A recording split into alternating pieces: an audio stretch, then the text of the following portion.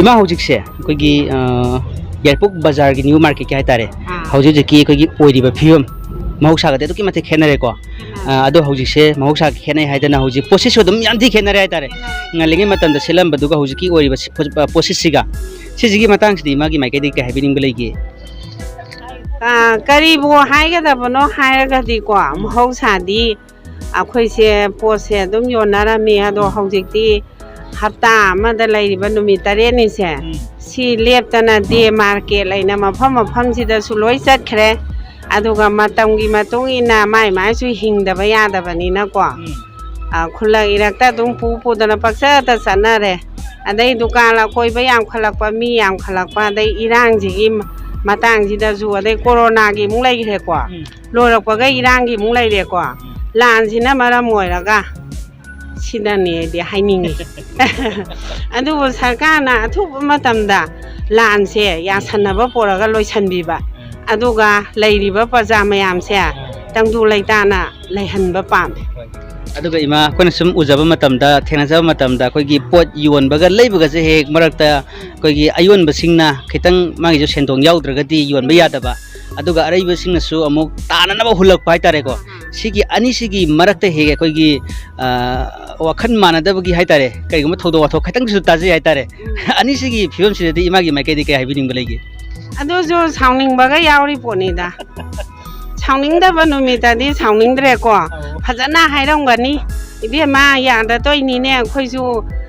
नहांगैदि चतना लौरंबसु लै मतंगि मतुंगिना भाराजु हेंकलाए up down सिदा लुपा चानी तिंगे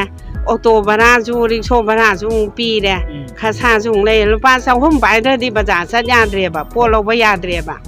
अदुना खोइगि आंगांजिंजु हिंजनाबा थोलकपनिना मखोइनासुने हेहे पुबिरेएबको पोरपगी मोइजु फिनदा अदु मोइ साफम थोप चाखरे लौफम थोप लौखरे लैरिबा कांगबुजिजु लानजिना मरम ओरगा सुफम नोमफम पैसा थोक्त्रबनिना मसाजु होनदबा यादे मयुमजु पुदबा यादे फिजु सेतबा यादबनिना मोइजु ताहन्निंगबा मोइजु लानबदि नते इमा होइजु नोंगामबदगी सिदैदा फम्मिबनिना वाबनिना लुपा 5-10 मोइना लौखिबदुदै हेनबा हाइनरकपददि नुंसीनना यारगा पिरंबसु यावी साउनिंगगा खनरा चखिबसु यावी अदुदि मपा नाइद्रे अदुगा कोइ इमागी माइकेदिगिसु यामना फजबा वाखलोन फोंदोकपिदना तहनबिरि अदुगा इमा मरखिदा ख्वाइदि मरुइबम खक वाल होरे अदु मसी कोइ इमागी मिंगले फंगो अमुक्तंग हाइबिरमु आइगे लैफमना यारि बोगलाइ मनाइ सिदगी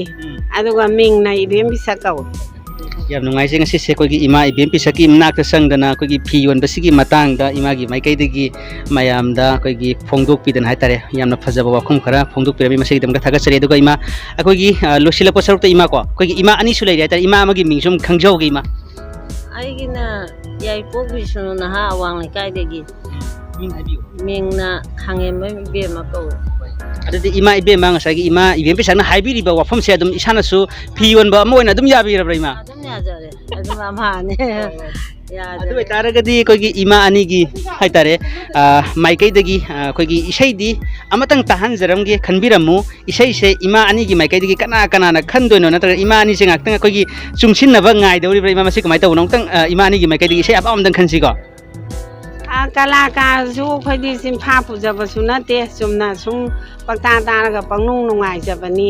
अदु खुलंग इसैगुंबा हलoi सला मिनाने सुगुंबा गुंबसे अदुम तानिंगी अदुगा मतंगी रूपरागा गाना सकपा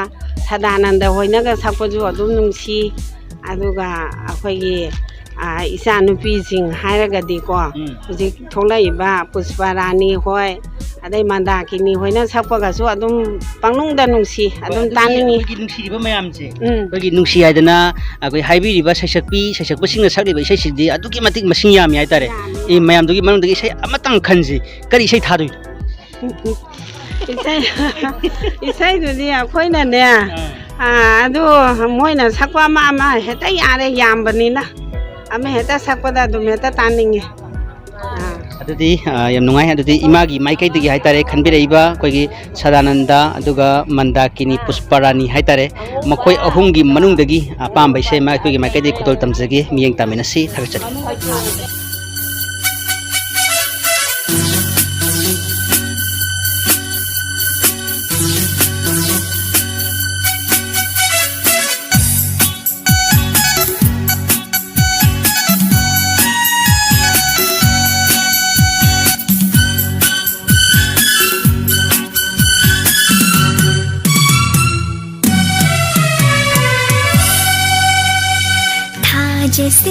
ngasidi ay buburaga minok amagi taw-tawi miking amamanadare jase ngasidi ay buburaga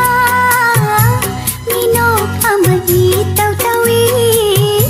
miking amamanadare mathot karati kanagi pukningo mathot karati kanagi pukningo nungshi kai hauri bara ahimshida nangna nangna tha jase ngasidi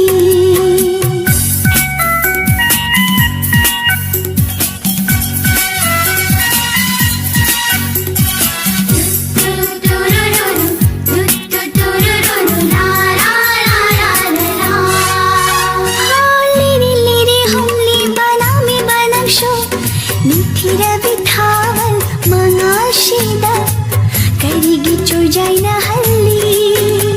shamlang she aigi karigi chojai na halli shamlang she aigi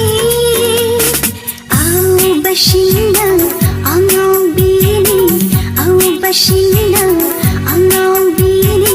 au tho pirai dara ahishida nangna nangna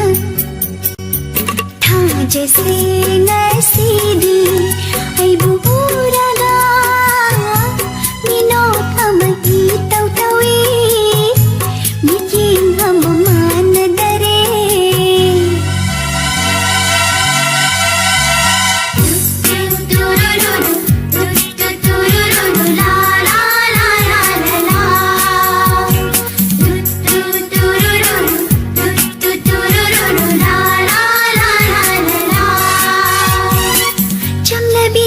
she thum hatiranu laishatam hanbiro na koi